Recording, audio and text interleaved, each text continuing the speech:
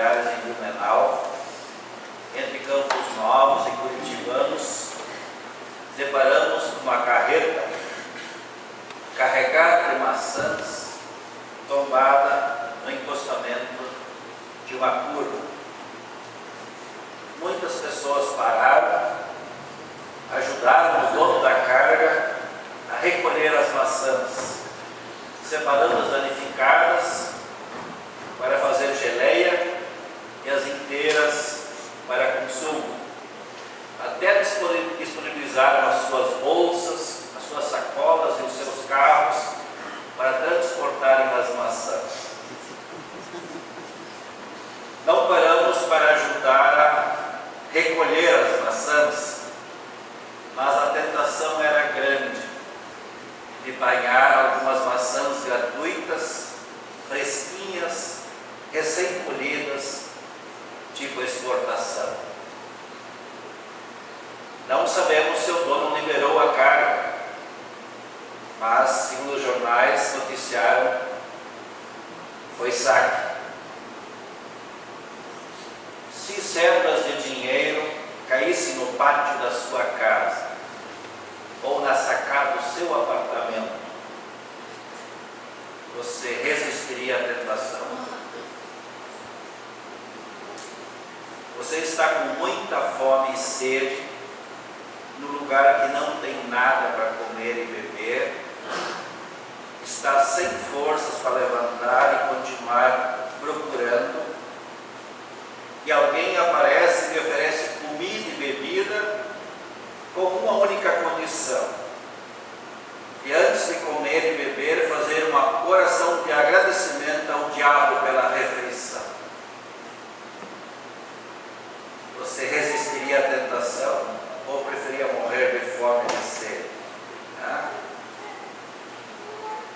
Comer ou beber algo que comprovadamente faz mal à saúde é pecado, não é? É.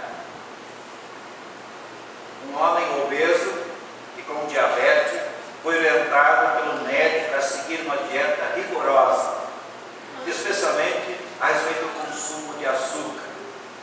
Este homem levou sua dieta tão a sério que até mesmo mudava a sua rota para o trabalho para desviar da sua padaria predileta. Em uma manhã ele apareceu no trabalho com uma enorme torta de chocolate. Todos do trabalho ralharam com ele porque ele quebrara a sua dieta, não seguir a orientação do seu médico. Mas ele deu risada, sorriu, dizendo: esta é uma torta de chocolate muito especial. Eu o dirigi passando casualmente pela padaria esta manhã e vi essa torta na vitrine. Eu admito que fui tentado pela torta, mas ao invés de logo comprar a torta, eu fiz uma oração. Pedi a Deus assim: ó Deus, se tu queres que eu tenha aquela torta deliciosa de chocolate, faça com que haja uma vaga no estacionamento bem à frente da padaria. Caso contrário, eu seguirei para o meu trabalho sem a torta. Assim, seguro, confiante que Deus responderia a minha oração, segui em frente. E na 8ª volta ao redor da casa, o que vejo? Uma vaga bem na frente da padaria. Você seria capaz de resistir à tentação de qualquer comida ou bebida que faz mal à saúde?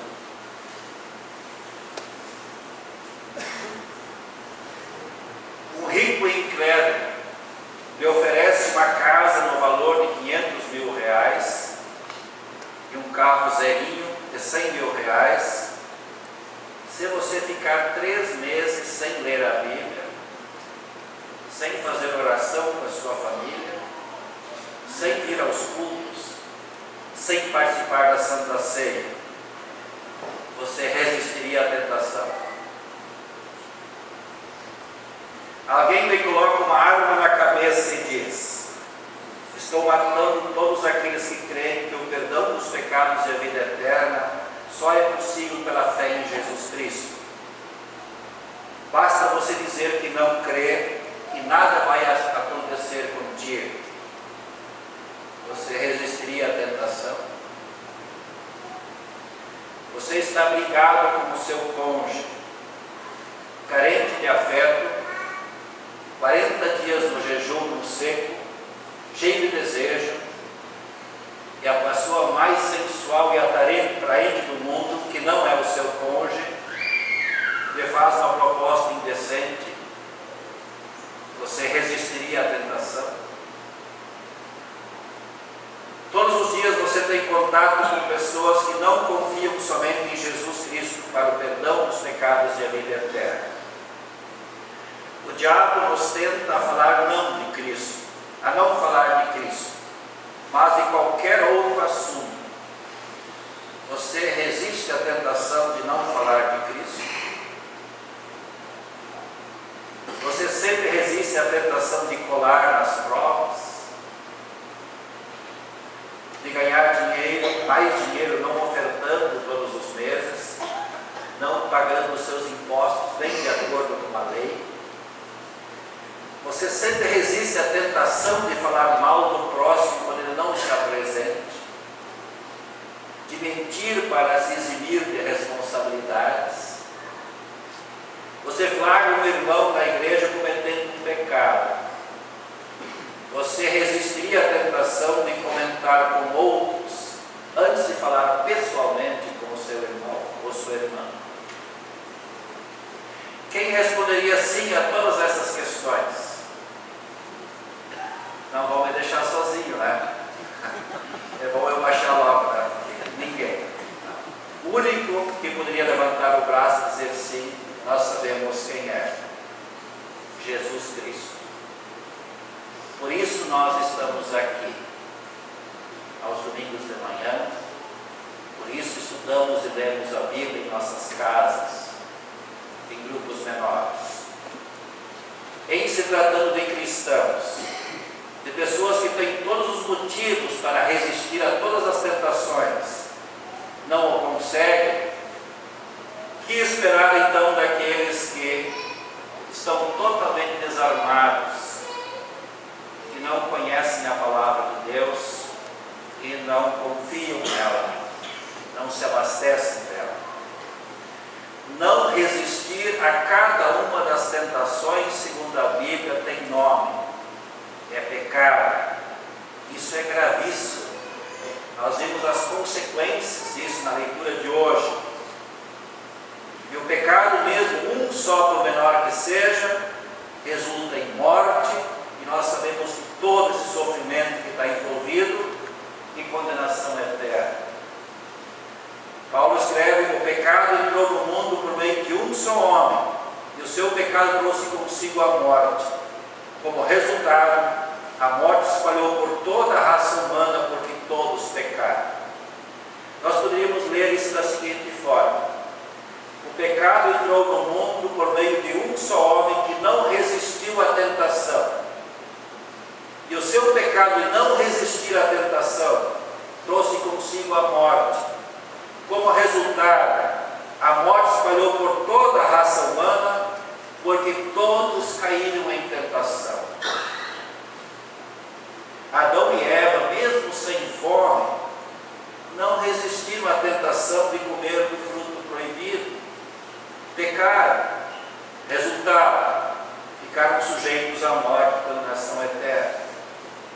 Como ninguém dos demais seres humanos pôde resistir a todas as tentações, a morte se espalhou por toda a raça humana e a condenação também.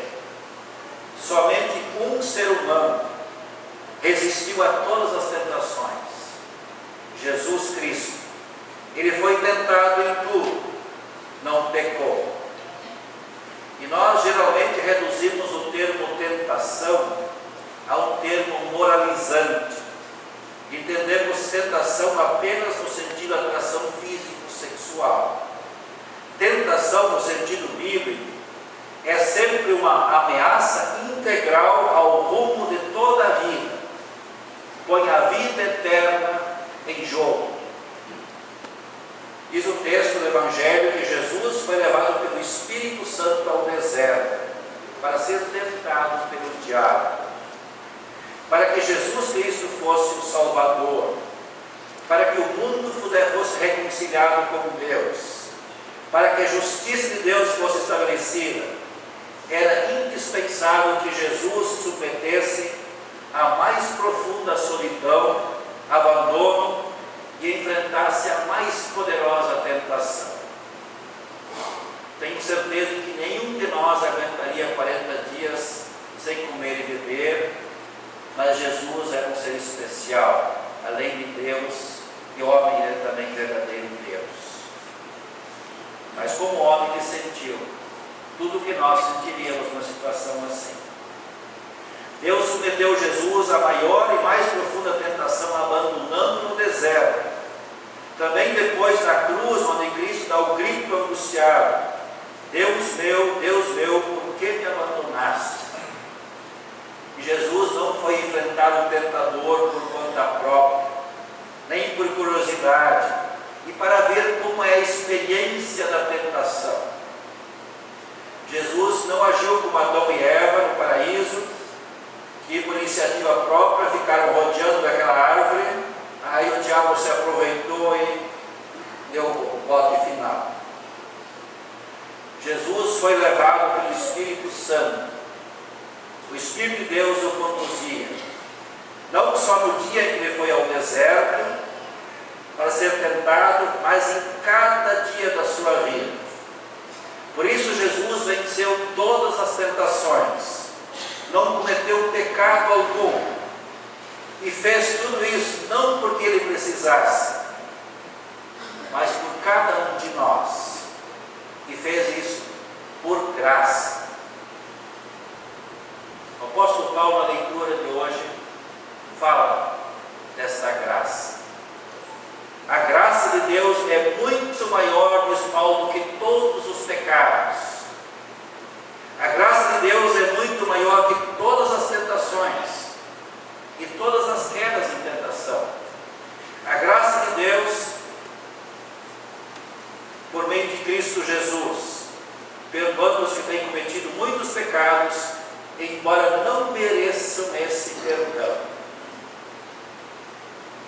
Graça, sem dúvida, é a palavra mais importante da Bíblia, também destacada pela primeira leitura de hoje. Ela é a mãe de muitas palavras muito significativas, e nós certamente não viveríamos neste mundo sem essas filhas dessa graça, oriundas da graça. A partir da influência da palavra de Deus, do termo graça, tem palavras muito importantes para a nossa vida. Muitas pessoas, por exemplo, dão graças antes das refeições, reconhecendo diariamente o pão como uma dádiva de Deus. Nós somos gratos pela bondade de alguém, sentimos gratificados com boas notícias. Tudo tem a ver com graça. Congratulados quando temos sucesso, graciosos hospedando amigos. Quando uma pessoa nos serve bem, deixamos uma gratificação, mesmo ela tendo só cumprido o seu dever. E todas essas ações de graça fazem com que a pessoa reaja positivamente. É uma força que tem a graça na vida das pessoas. Eu me lembro que algumas pessoas mais antigas, até aqui em Santa Maria também, me perguntaram: pastor, qual é a sua graça? Eu usar isso aí. Eu saber o nome, o sobrenome da gente. Isso tem a ver com graça. Por que graça? Eu não tive nenhuma participação na escolha do meu nome. Eu não tenho mérito nenhum para a escolha do meu nome. Eu recebi ele gratuitamente dos meus pais. Por isso, qual é a sua graça? Os estudantes de Oxford e Cambridge, na Inglaterra, eles podem receber uma graça, isso é, que os isenta de certas exigências acadêmicas. O parlamento inglês, por exemplo, declara ato de graça para perdoar um criminoso. Muitos editores, eu li em Nova York, tem muitos, eles têm a política de agraciar. Quem faz uma assinatura depois recebe exemplares na sequência de graça, para motivar a renovação da assinatura. Isso também se estende a cartões de crédito, aluguel de carros, imobiliárias, e estende aos clientes um período de graça não merecido. Agora tem também o oposto de graça, o antônimo de graça, quando a pessoa não tem graça. O comunismo, nós dizemos, caiu em desgraça. Como é que nós insultamos alguém que não tem graça? Seu ingrato. O filho que não valoriza todo o esforço imerecido dos seus pais, os pais dizem: você é uma desgraça na nossa família. Não é assim? Alguém realmente desprezível não tem a menor graça. Uma pessoa que ofende outra com ato de traição é conhecido persona não grata, sem graça. Graça de Jesus é o que nós lemos em 1 João 2, 1 a 2. Meus filhinhos, escrevo isso a vocês para que vocês não pequem, ou seja, não caiam em tentação. Porém, se alguém pecar, temos Jesus Cristo, que faz o que é correto. Ele nos defende diante do Pai, e é por meio do próprio Jesus que os nossos pecados são perdoados. E não somente os nossos, mas também os pecados do mundo inteiro. Em outras palavras, meus filhinhos, escrevo isso para vocês, para que não caiam em tentação. Porém, se alguém cair em tentação, temos Jesus Cristo, que resistiu a todas as tentações por nós. Ele nos defende diante do Pai. E é por meio do próprio Jesus que as nossas quedas em tentação são perdoadas. E não somente as nossas, mas também as quedas do mundo inteiro. Outro exemplo, que eu acho que seria um bom exemplo de graça, é o amor romântico. Quem de vocês ainda tem amor romântico? Os casados, os namorados, sabem o que é isso? Ou como é que nós lembramos disso? Nós poderíamos dizer amor romântico. Pelo menos, o amor romântico é isso. Pelo menos alguém sente que eu sou a criatura mais desejável, mais atraente, mais companheira do planeta. Alguém fica acordado de noite pensando em mim. Alguém me perdoa antes que eu peça.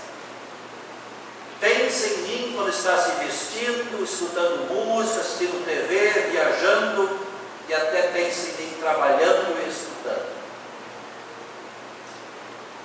Alguém que organiza a sua vida ao redor da minha. Alguém que me ama exatamente como eu sou. Amor romântico não vê os defeitos, isso começa a aparecer depois, né? Alguém incapaz de resistir às tentações. Quando tentar, ou quando se sentir culpado, ao não ter conseguido resistir às tentações, pense em Cristo. Pense no seu amor. Pense na sua graça. Jesus fez o que fez, enfrentou todas as tentações do diabo e não pecou, não caiu em tentação, por você. Para Ele você é a criatura mais desejável, mais atraente, mais companheira do planeta. Alguém que noite e dia não dorme pensando em você. Alguém que sempre te perdoa antes que você peça. Alguém que pensou em você todo o tempo, nos 40 dias e 40 noites no deserto, em todas as tentações. Jesus te ama exatamente como você é, incapaz de resistir a todas as tentações. Que essa imensa imensa graça de Deus nos motive a lutar com todas as forças contra todas as tentações, e especialmente contra a tentação de sermos ingratos a Deus, de sermos desgraças, pessoas sem menor graça, pessoas não gratas. Mas que a graça de Jesus Cristo nos motive a sempre dar graças a Ele e ser graciosos com todos, por Ele ter vencido em nosso lugar a todas as tentações e nos assegurado a vida eterna, sem a merecer.